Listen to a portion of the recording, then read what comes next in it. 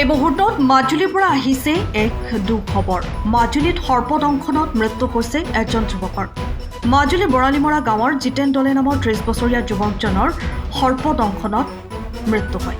দুপৰীয়া গৰুক পানী খুৱাবলৈ যোৱা অৱস্থাত সৰ্পই দংশন কৰে বুলি জানিবলৈ দিছে স্থানীয় ৰাইজে। গড়মূৰ জিলা চিকিৎসালয়লৈ ততাতৈয়াকৈ লৈ যোৱা হৈছিল যদিও চিকিৎসালয়ৰ ICU কক্ষতে মৃত্যু ঘটে যুৱকজনৰ।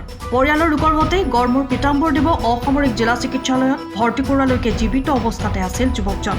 কিন্তু উপযুক্ত সময়ত এণ্টিভেনাম নিদিয়াৰ ফলতেই মৃত্যুমুখত পৰে যুৱকজন। চিকিৎসকৰ গাফিলতিৰ বাবে মৃত্যুমুখত পৰে বুলি দাবী জনাইছে পৰিয়ালৰ লোকে। হৈছে বৰালিমৰা প্ৰায় দিনৰ দুপৰীয়া 12:30 মান বজাত সাপে খুটিলে। মই কলেজত ক্লাছ কৰি আছিলোঁ। ইমিডিয়েট পাই খবৰটো মই আনিবলৈ গ'লোগৈ। পথাৰত গৈছিলে, পথাৰত এই গৰু পানী খুৱাবলৈ গৈছিলে। খোৱা জেগাৰ পৰাই তাতেই থাকি গ'ল। আহি থাকোঁতে মানে ৰাস্তাত কি খাবি নিজে নেদেখিলে।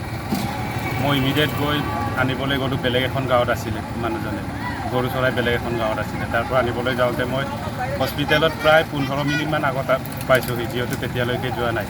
হস্পিটেলত মানুহজন দৌৰ পৰাই আছে। মই ইফালে দৌৰিছোঁ, ডক্টৰক কাটৰ চিঞৰ মাৰিছোঁ, এণ্টিভেনাম আছে যদি দিয়ক। তেওঁলোকে কৈ আছে দিম। তাৰপিছত 10 মিনিটমান পাছতে তেওঁলোকে কৈছে এণ্টিভেনাম দিলেও লাভ নাই বুলি। তাৰপিছত আকৌ 10 মিনিটমান পাছত ICUত ৰাখিছে, অলপ হাৰ্টবিটটো চলি আছে বুলি। কিন্তু পিছত গৈ নহ'লে। মেডিকেলৰ এইটো দুৰ্বলতাৰ কাৰণে হৈছে। মই ধিক্কাৰ দিছোঁ আমাৰ মাজুলী জিলা চিকিৎসালয়খনক, আৰু তাৰ লগতে জাপি দিছে আমাৰ এই পুলিচ প্ৰশাসনে। ইমানকৈ কাটৰ অনুৰোধ কৰিছোঁ, মানুহজনৰ অৱস্থা ইমান সংকটজনক, আপোনালোকে আমাক ৰিলিজটো দিয়ক। কিন্তু ফৰ্মেলিটি কৈ আছে, ফৰ্মেলিটি হ'লেহে আপোনালোকে যাব পাৰিব। ডাক্তৰৰ লগত অলৰেডি কনফাৰ্ম কৰা হ'ল আমি বেলেগত চিকিৎসা কৰিমগৈ বুলি, কিন্তু তেওঁলোকে দিয়া নাই। পাছত গৈ উপায় নাপায় তেওঁলোকে দিছেগৈ। তেতিয়ালৈকে বহুত দেৰি হৈ গৈছে। আৰু তেওঁলোকৰ কনফাৰ্মেশ্যন দিয়াৰ পাছত গোটেই ফৰ্মেলিটি কমপ্লিট হোৱাৰ পাছত আকৌ পুলিচে আহিছে। পুলিচে আহি হাৰাশাস্তি কৰিছে, টনা আজোৰা কৰিছে, লাষ্টটোৰ লগত টনা আজোৰা কৰিছে।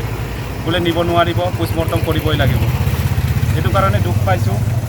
তেওঁৰ যদি পুলিচসকলৰ যদি নিজৰ ভাই ককাই যদি এই অৱস্থা হোৱা হ'লে ইমানকৈ আমি বুজিবলগীয়া নহ'লো হয়। তেওঁলোকৰো এদিন পৰিব, অভিশাপ দিছোঁ। সময়ৰ খবৰ সময়ত পাবলৈ ফ'ল' কৰক টাইম অফ আছাম।